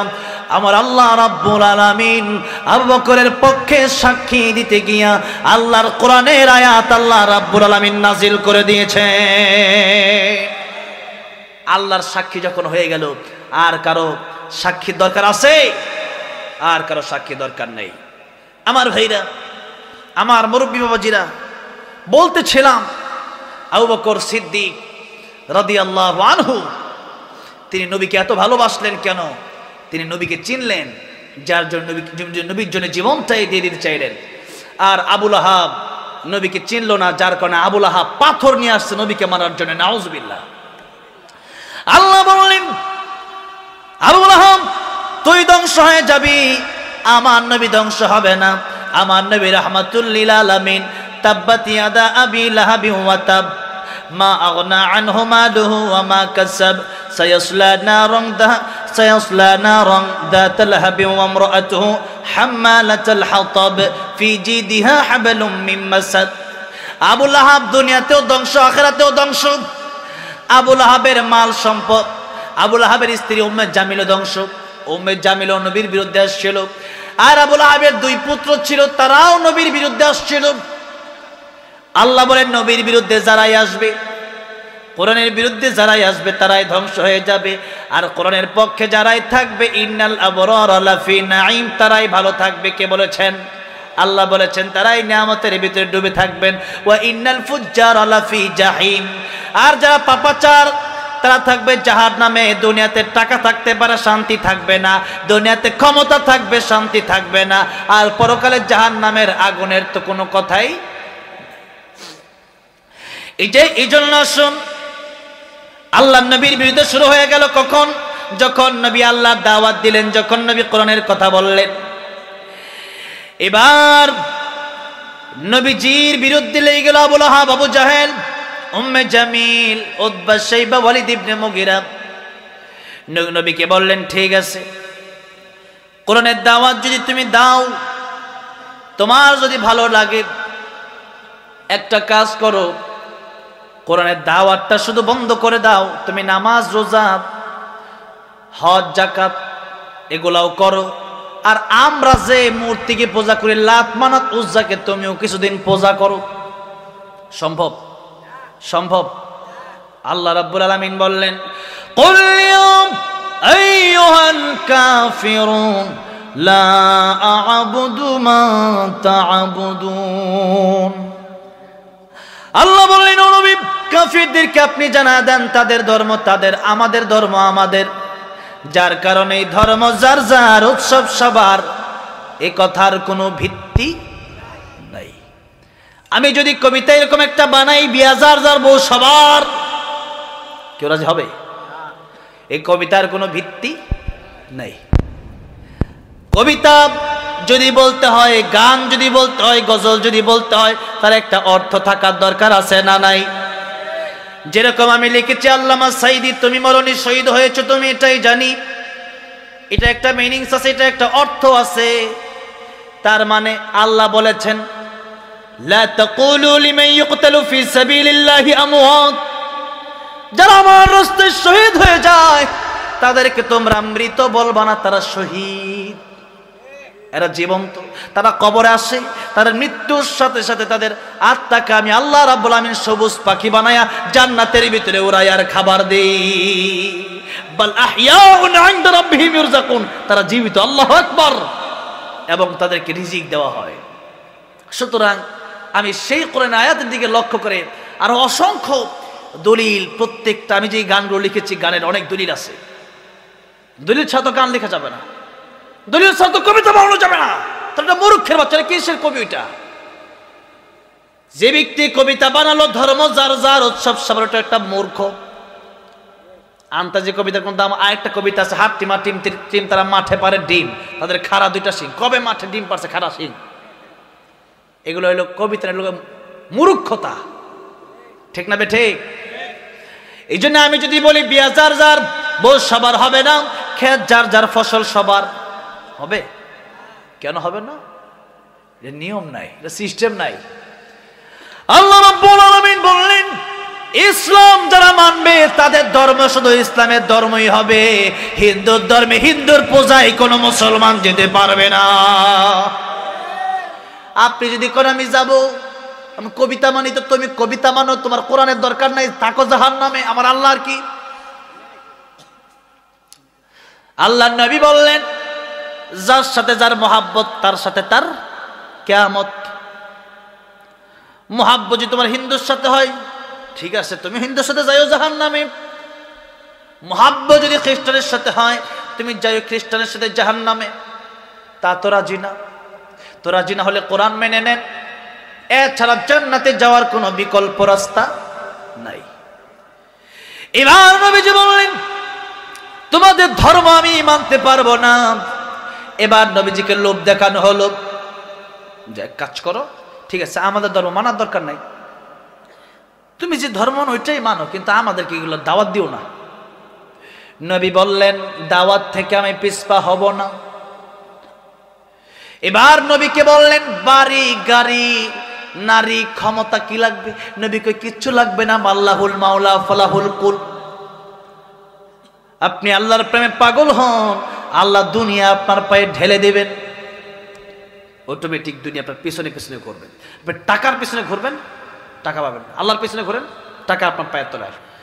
নবীজি বললেন আল্লাহুল মাওলা ফালাহুল কুল, আমি আল্লাহরে ভালোবাসি। এই দুনিয়া আল্লাহ রাব্বুল আলামিনের কাছে একটা মশার পাকার সমান দাম নাই। যদি থাকতো একটা কাফের বেঈমান এক গ্লাস পানি পান করার সুযোগ পেত না। নবী বললেন সম্ভব না, দাওয়াত আমি দেবই। আমি এসছি দাওয়াত দেওয়ার জন্য, আমি একা মসজিদে যাবো এটা হতে পারে না। সবাইকে দাওয়াত দিয়া নিজেও মসজিদে যাব, সবাইকেও মসজিদে নিয়ে যাব। তারা বলল মুহাম্মদ তুমি তো ক্ষতিগ্রস্ত হয়ে গেছো, এত অফার তোমারে দিলাম, এত অফার তুমি রাজি না? বাড়ি গাড়ি নারীর জন্য মানুষ কি না করে, 5 কাঠা জায়গার জন্য সারা জীবন হারাম খায়, 5 তলা বিল্ডিং করার জন্য সারা জীবন হারাম খায়, একটু ক্ষমতার জন্য মানুষ খুন করে ফেলে। আর তোমার আমরা অটোমেটিক কিচ্ছু লাগবে না, দাওয়াতটা ছেড়ে দেবা, আর তোমাকে আমরা এই অফার। নবী বললেন অফার তো দূরের কথা, এই অফার এটা তো সম্ভব। যা সম্ভব না, আমার এক হাতে যদি ওই আকাশের চন্দ্র দেওয়া হয়, আর এক হাতে যদি আকাশের সূর্যটাও দেওয়া হয়, আমি নবী একটা সেকেন্ডের জন্য আল্লাহর কোরআন থেকে বিমুখ হয়ে যাব না। আল্লাহু আকবার। তারা বলল তুমি ক্ষতিগ্রস্ত। আল্লাহ বলেন ওয়াল আসর ইন্নাল ইনসানা লাফি খুসর, সব ক্ষতিগ্রস্ত। ইল্লা কিন্তু আল্লাযীনা আমানু, ইল্লাল্লাযীনা আমানু ওয়া আমিলুস সালিহাত ওয়া তাওয়াসাউ বিল হাক্কি ওয়া তাওয়াসাউ বিস সাবর। এই কেবলমাত্র শানে নজরুল শেষ হলো আর কি। এবার একটু সংক্ষিপ্ত তাফসীর, সংক্ষিপ্ত তরজমাটা কম বাকি কোরিয়ার পরে তো শেষ হবে। জানি আপনাদের ধৈর্যের মানে কষ্ট হচ্ছে, আপনারা কোলাতে পারছেন না। কালকে এক জায়গায় মাহফিলে গেলাম, একজন বলছে হুজুর ঘুমে ধরতেছে, আমাকে আমারও তো ধরতেছে। তো ঠিক আছে, ঘুমে ধরলে অবশ্যই যেতে পারে। আমার মাহফিলে আমি তা বলি না যে বসেই থাকতে হবে। এরপরে কে জানতে বাদাম নাকি বেচতেছে, আমি বলি না বের হয়ে যাও, আমি বলি বাদাম বেচো থাক, চা বেচলে বেচো, আমার সামনে পানি আছে, তা আমার শ্রোতারা চা খাইলে সমস্যা কি? ঠিক না? ঠিক। এটার বিরুদ্ধে আমি করি না, করুক। যার কোরআনের প্রতি মন আছে সে এমনি শুনবে, আর যার নাই সে শুনবে না। আল্লাহ রাব্বুল আলামিন বলেন ওয়াল আসর, সময়ের কসম। আল্লাহ রাব্বুল আলামিন এই সময়কে বড় গুরুত্ব দিলেন। আমরা কাটি কার কসম? আল্লাহ কাটলেন সময়ের কসম। এই ওয়াল আসরের ব্যাখ্যায় খুতবার শুরুতে একখানা হাদিস পড়লাম। আল্লাহর নবী বলেন ইগতানিম খামসান ক্বাবলা খামসিন শাবাবাকা ক্বাবলা হারামিক। 5 সময়ের আগে তোমরা 5 সময়কে গনিমত মনে করো। কয়টা সময়? 5টা। 1 নাম্বার শাবাবাকা ক্বাবলা হারামিক, যুবক বয়সে তোমরা গনিমত মনে করো, যুবক বয়সে আল্লাহর ইবাদত করো। বৃদ্ধ হয়ে গেলে পারবা না, কারণ আর বৃদ্ধ তো পরের কথা। প্রতিদিন রাস্তাঘাটে, হসপিটালে, বিভিন্ন জায়গায়, দেশে প্রবাসে যুবক মারা যাচ্ছে কি যাচ্ছে না? কখন কার মরণ হবে এটা কি আমরা জানি? কার মরণ কোথায় হবে এটা কি আমরা জানি? জানি না। এই জন্যই কবি বলেছেন আমার মরণ আসিবে কখন কেউ তো জানি না, আমার মরণ আসিবে কখন কেউ তো জানে না। আমি মরে গেলে আমায় তোমরা ভুইলা যাইও না, আমি চলে গেলে আমায় তোমরা ভুইলা যাইও না। আমার মরণ আসিবে কখন কেউ তো জানে না, আমার মরণ আসিবে কখন কেউ তো জানে না। এই দুনিয়া চিরজীবন থাকার জায়গা না, অন্ধকার কবর যে আমার আসল ঠিকানা। সবাই রেখে আমায় চলে যাবে, সঙ্গী হবে না, সবাই রেখে আমায় চলে যাবে, সঙ্গী হবে না। আমার মরণ আসিবে কখন কেউ তো জানে না, আমার মরণ আসিবে কখন কেউ তো জানে না। এই জন্য ইন্না সাআতা আতিয়াতুন আকাদু উখফিহা লিতুজজা কুল্লু নাফসিন বিমা তাসআ।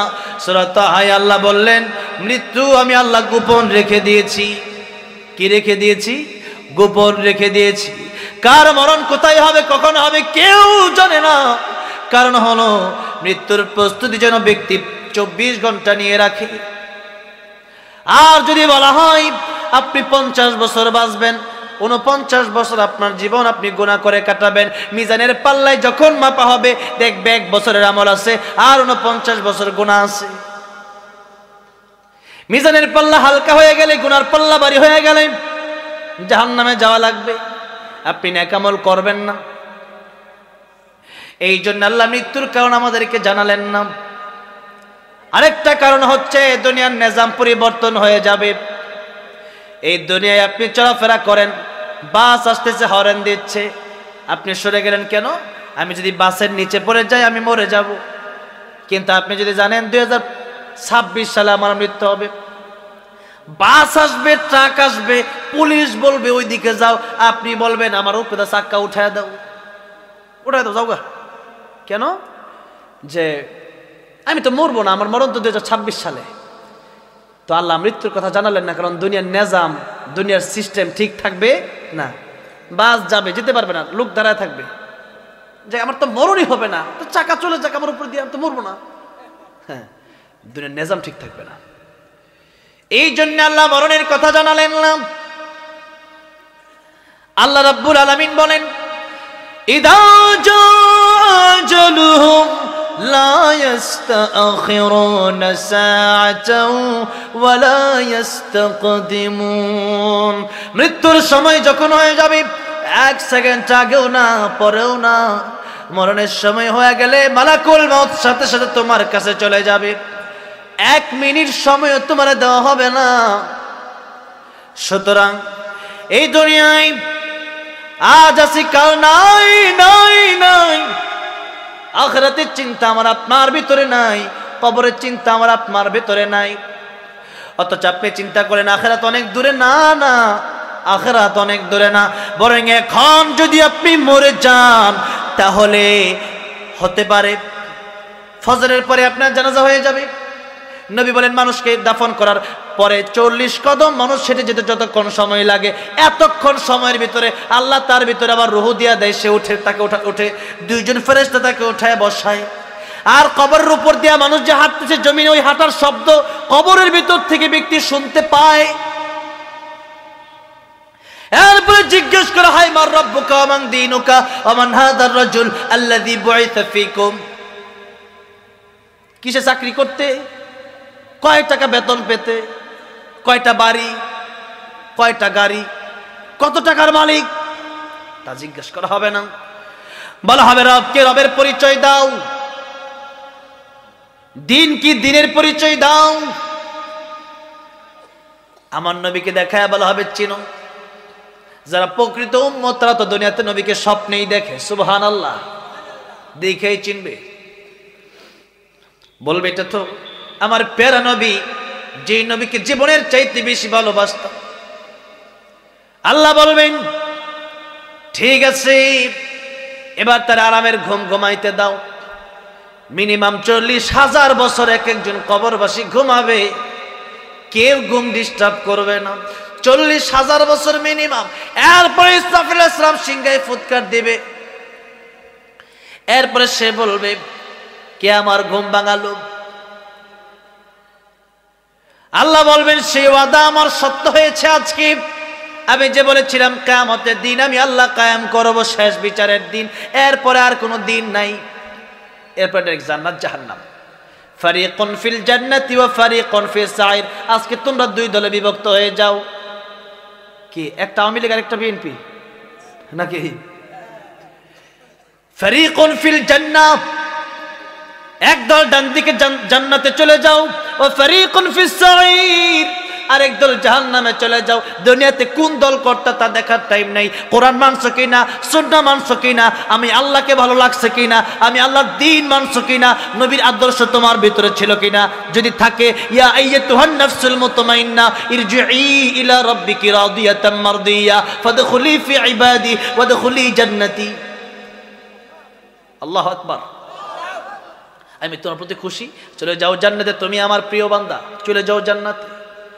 আর জাহান্নামের আযাব তো শুরু হবে। যে ব্যক্তি ইমানদার, তার কাছে 50,000 বছর এই কিয়ামতের দিন। নবী বলেন এক ওয়াক্ত নামাজ থেকে আরেক ওয়াক্ত নামাজ পর্যন্ত এতটুকু সময়, এক ওয়াক্ত নামাজ পড়তে যতক্ষণ সময় লাগে ততক্ষণ সময়। আর কাফির বেঈমান 50,000 বছর দাঁড়ায় থাকবে, সময় শেষ হবে না। ওখান থেকে আযাব চলবে। একদিকে সূর্যের চাপ, মাথার মগজগুলো ভাতের মারের মতো টকবক টকবক করতে থাকবে।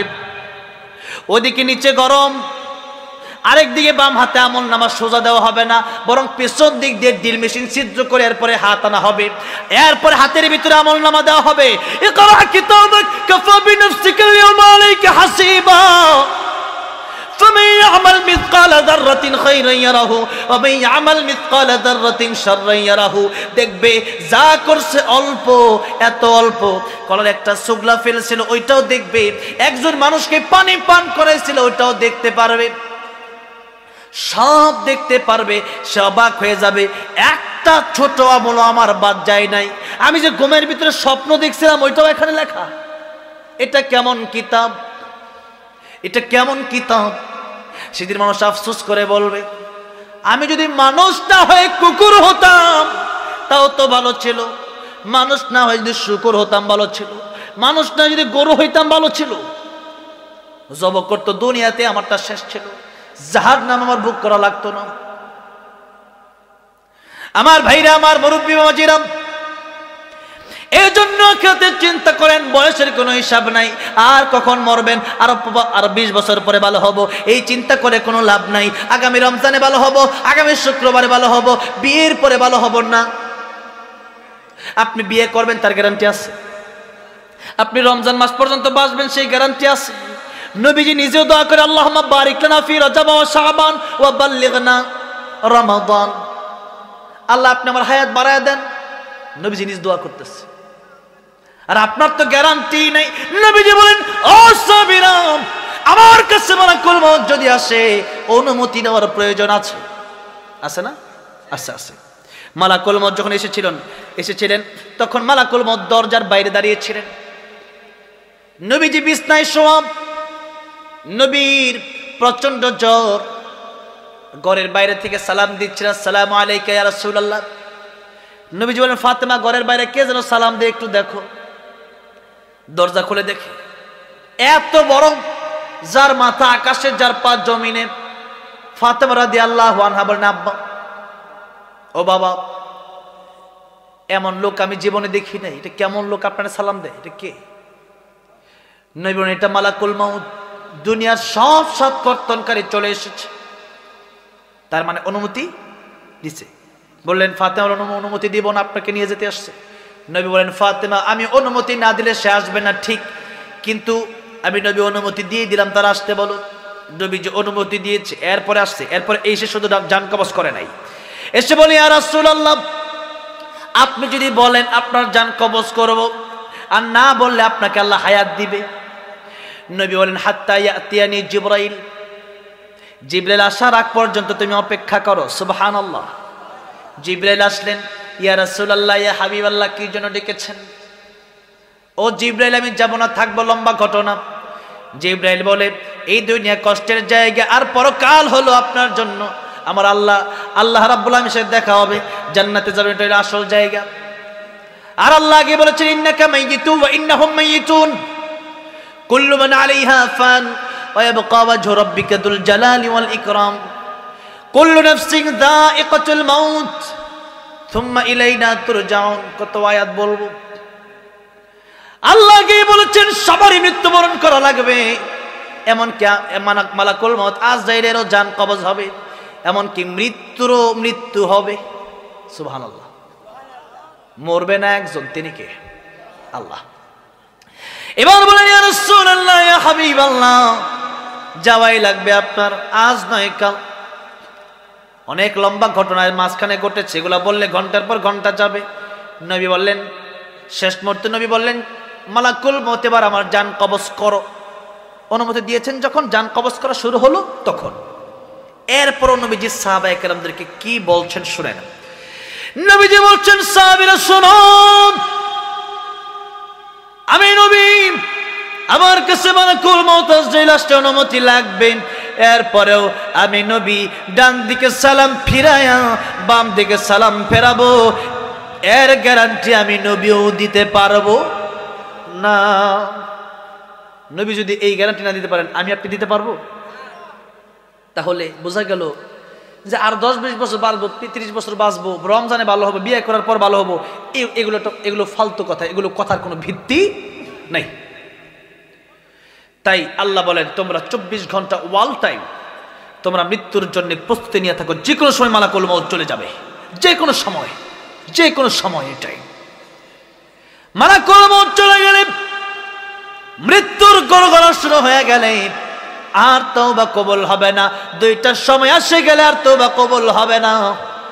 সূর্য পশ্চিম দিকে উঠলে আর তওবা কবুল হবে না।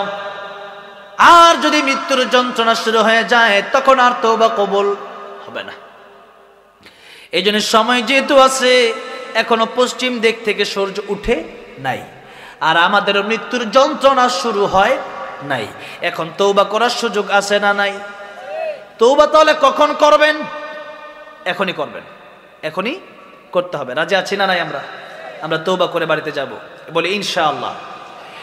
এবার শুন, আল্লাহর নবী বিশ্ব নবী বললেন, 5 সময়ের আগে 5 সময়কে তোমরা মূল্য দাও। 1 নম্বর নবী বললেন, শাবাবাকা ক্বাবলা হারামিক, যুবক বয়স আছে, যৌবনকে তোমরা মূল্য দাও। যুবক বয়সে ইবাদত করলে আল্লাহর আরশে আজিমের নিচে তোমাদেরকে ছায়া দিয়ে দিবেন। সুবহানাল্লাহ। প্রত্যেকটা কথার মর্ম অনেক, অর্থ অনেক বেশি। এক একটা হাদিসের এক একটা ছোট ছোট বাক্য দিয়া কয়েক ঘন্টা কথা বললেও শেষ হবে না, রাত পার হয়ে যাবে। নবী 2 নম্বর কথা বললেন, সিহহাতাকা ক্বাবলা সাকামিক, সুস্থ থাকা অবস্থায় আল্লাহর গোলামি করো, সুস্থ হয়ে গেলে পারবা না, খাইতেই মজা লাগে না। অসুস্থ হয়ে গেলে বিছানা থেকে ওঠা যায় না, কারোর সাথে কথা বলতে ভালো লাগে না। নবী বললেন 3 নম্বর, গিনাকা ক্বাবলা ফাকারিক, টাকা পয়সা থাকলে ওই টাকা পয়সা আল্লাহর রাস্তায় দান করবা, ওই টাকা পয়সা হালাল রাস্তায় তুমি ব্যয় করবা, ওটাকে গনিমত মনে করবা। এটা মনে করবা টাকা আমি কামাইছি না, টাকা পয়সা যা তোমার দিছে সবই কে দিছে। 4 নম্বর, ফারাগাকা ক্বাবলা শুগুলিক, অবসর থাকা অবস্থায় আল্লাহর গোলামি করো, ব্যস্ত হয়ে গেলে পারবা না। 5 নম্বর, হায়াতাকা ক্বাবলা মাউতিক, মরণের আগে যদি ভালো না হওয়া যায়, মরণের পরে আর ভালো হওয়ার কোনো সুযোগ নাই। এই জন্য মরণের আগে আমাদের ভালো হতে হবে। আল্লাহ মরণের আগে আমাদেরকে খাঁটি ইমানদার, খাঁটি মুসলমান বানায় দিও। জোরে বলেন আমিন। এই গেল ওয়াল আসরের কথা। এবার ইন্নাল ইনসানা লাফি খুসর। ধৈর্য আছে তো? আর মাত্র 8 মিনিট। কয় মিনিট? 8 মিনিট। আল্লাহ রাব্বুল আলামিন সময়ের কসম খেলেন। কসম খেয়ে আল্লাহ রাব্বুল আলামিন বলছেন, ইন্নাল ইনসানা লাফি খুসর, পৃথিবীর সব মানুষ ক্ষতির সাগরে ডুবে আছে। কি ক্ষতির সাগরে কি করতেছে? ভাসছে না ডুবে আছে? ডুবে আছে। আপনি যদি একটা পুকুরে ডুবে থাকেন, মনে করেন আগে একটা প্রতিযোগিতা হইতো, খেলা হইতো যে 2 জন পুকুরে ডুব দিবে, কে কার চাইতে বেশি থাকতে পারে, এরকম একটা খেলা হয় না অনেক সময়? একজন ডুব দিয়ে উঠছে, দেখে ও এখন উঠে নাই, ও আবার ডুব দিছে। ওইটা দেখা যায় ও তো ডুব দিছে, হেও আবার দিছে, 4-5 মিনিট চলে যায়, অত থাকতে পারে না 30 সেকেন্ডও। কিন্তু এরপরে 2 জন উঠছে, কিরে এতক্ষণ তুই কেমনে আছিস, তুই কেমনে আসিলি? আসলে কথা হইলো যে খেলা তো খেলাই, ঠিক না বেঠে? এখন মনে করেন এখানে ডুব দিয়ে বেশিক্ষণ থাকা যায় না, 1 মিনিট 1.5 মিনিট, এরপর থাকাই যায় না। এরপর থাকলে জীবন চলে যাবে। এখন মনে করেন এই পুকুর থেকে আপনি পুকুরে গেলেন গোসল করার জন্য, আপনার পীর সাহেব অথবা আপনার নেতাকে নিয়ে গেলেন ওই পুকুরে। মনে করেন এমন একজন পীর সাহেব যার সাথে মুসাফা করতে পারলে আপনি মনে করেন আমার জীবন ধন্য, এমন পীর সাহেব নিয়ে গেছেন। পীর সাহেব যদি পুকুরে নিয়ে গেছেন গোসল করতে। পীর সাহেব আজকে আমিও গোসল করবো, আপনি গোসল করুন, আমি আপনার মুরিদ, আমিও গোসল করবো। পীর সাহেব বললো ঠিক আছে চলো গোসল করি। দুজন মিলে গোসল করতেছেন। এবার পীর সাহেব বললো আসো একটু তোমার সাথে মোয়ানাকা করি পানির ভিতরে। মোয়ানাকা করলো, আপনারে এমন মোয়ানাকা করছে আসো ডুব দিয়ে কতক্ষণ থাকি। 1 মিনিট 2 মিনিট 3 মিনিট চলে যায়, আপনার ছাড়ে না। যার সাথে আপনি মুসাফা করতে পারলে নিজে ধন্য মনে করেন। এবার ওই পীর সাহেব যদি আপনার ওই পানির নিচে নিয়ে যাওয়ার পরে যদি না ছাড়ে, আপনি প্রথমত ধাক্কা দিবেন যে সরেন, ঠিক না বেঠিক? এরপর দেখতেন ছাড়ে না, তখন ঘুষিও দিবেন যেন আমার বাঁচতে হবে। কিসের পীর? ঠিক না বেঠিক? কোনো পীরসির কাজ হবে না, আমার বাঁচতে হবে, আমার জীবন আগে। এরপরে এবারও ছাড়তেছে না, এবার লাথি ঘুষি যা আছে সব শহর আনতে। কিসের পীর? আগে আমার বাঁচতে দে, 5 মিনিট হয়ে গেছে, পানি খাইতে পেট ফুলে গেছে, মরে যাবো। জীবন বাঁচানোর জন্য একটা মানুষ একটা পীর যদি তারা নিয়ে পুকুরের তলে, পুকুরের নিচে 5 মিনিট 10 মিনিট থাকে, তখন সে সহ্য করে না আমার পীর হোক। মনে করেন আপনার নেতা, ওই নেতারে আমার নেতা তোমার নেতা ফুলের চেয়ে পবিত্র কত স্লোগান দিলেন। এরপরে ওই নেতা আপনি নিয়ে 20 মিনিট ধরে পুকুরের নিচে, এখন আপনার জীবন শেষ। আপনি নেতার ওই নেতা, তোর নেতার গোষ্ঠী রাখ, তোর আগে দেখি সর এখান থেকে। ঘুষি দিয়ে লাথি দিয়ে আপনি পুকুরের উপরে উঠবেন যে আল্লাহ বাঁচা গেল, ঠিক না বেঠিক? আমি আপনাদেরকে জিজ্ঞেস করতে চাই, জীবনের দাম বেশি না ইমানের দাম বেশি? জীবনটা যদি চলেও যায়, জীবন আবার পাবেন কবরে যাওয়ার পরে, কিন্তু ইমান যদি চলে যায় কবরে যাওয়ার পরে, এই ইমান নতুন করে আনার কোনো সিস্টেম নাই। এবারও শুনি ইমানের প্রশ্নে আল্লাহ রাব্বুল আলামিন বলেন সবাই ক্ষতিগ্রস্ত ইল্লাল্লাযীনা আমানু। সাগরের ভিতরে, গুনার সাগরে মানুষ ক্ষতির সাগরে ডুবে আছে। ওই ক্ষতির সাগর যদি এরকম হয়, পীর যদি বলে নামাজ লাগবে না, ওই পীরে ছাড়তে হবে। পীর যদি বলে পর্দা লাগবে না, পীরকে ছাড়তে হবে। পীর যদি কয় আল্লাহর বাদ দিয়ে আমার পায়ে সেজদা দিতে হবে, তা ছাড়তে হবে। আমার ভাইরা, আজকে দেশের ভিতরে এমন হয়ে গেছে যে মানুষ পীরকে এমন করে বাবা বাবা বলে ডাকে। পীর ও দেশে এমন আছে যেই পীরের কাপড়টা পর্যন্ত নাই, আর ওইটারে বাবা ডাকে, আর নিজের বাপরে বাপ ডাকে না। পীরে গরু দেয়, নিজের মা বাপরে গরু দেয় না। নিজের বাপ মারে মুরগিও দেয় না, নিজের বাপ মা খাবারই পায় না। এরকম অধম, এরকম নরাধম আছে না নাই? অথচ নিজের বাপ মার দিকে তাকাইলেই কবুল হজের সওয়াব। সুবহানাল্লাহ কোন। হজ করতে গেলে কষ্ট আছে না নাই? এবার আমি যাচ্ছি হজ করতে, 8-10 লাখ টাকা দরকার। একজন হজ করতে গেলে কত লাখ টাকা দরকার? মিনিমাম এখন 8-10 লাখ টাকা দরকার। এখন 8-10 লাখ টাকাও দরকার, আবার দেহেরও দরকার। ইসলামে ইবাদত হচ্ছে 2 প্রকার, দেহ এবং অর্থের মাধ্যমে। যেমন নামাজ যদি আপনি পড়েন, ফজরের নামাজ যদি আপনি না পড়েন, আরেকজনকে বলে তোমার 500 টাকা দিলাম, আমার না, তুমি যেহেতু নামাজ পড়তে যাবা, আমার নামাজটা তুমি পড়ে দিও, নামাজ হবে। আবার যাকাত আসছে 10,000, আপনি 10,000 টাকা দেব না, 10 টাকার নামাজ পড়া ফেলাই, হবে? হবে না, এটা টাকাই দিতে হবে। আর হজ যেমন ইবাদত, টাকাও লাগবে, দেহও লাগবে, দুটাই লাগবে। আর নবী বলেন আল হাজ্জু আলা হাজ্জু, হজ হলো কষ্টকর। হজ কি? কষ্ট। তওয়াফ করতে হয়, সাই করতে হয়, উমরা, ভিসা করতে হয়, পাসপোর্ট করতে হয়, টিকিট করতে হয়। সাবিরে তাকাতে তাকাতে অস্থির হতে পারো, আমার আল্লাহ সওয়াব দেওয়ার বেলায় কোনো অস্থির হবে না। বড়ই দুঃখের বিষয়, বড়ই কষ্টের বিষয়, মাহফিলের পিছনেই আছে বৃদ্ধাশ্রম। এই বৃদ্ধাশ্রম কেন দেশে থাকবে? কোন বৃদ্ধাশ্রম দেশে থাকতে পারবে না।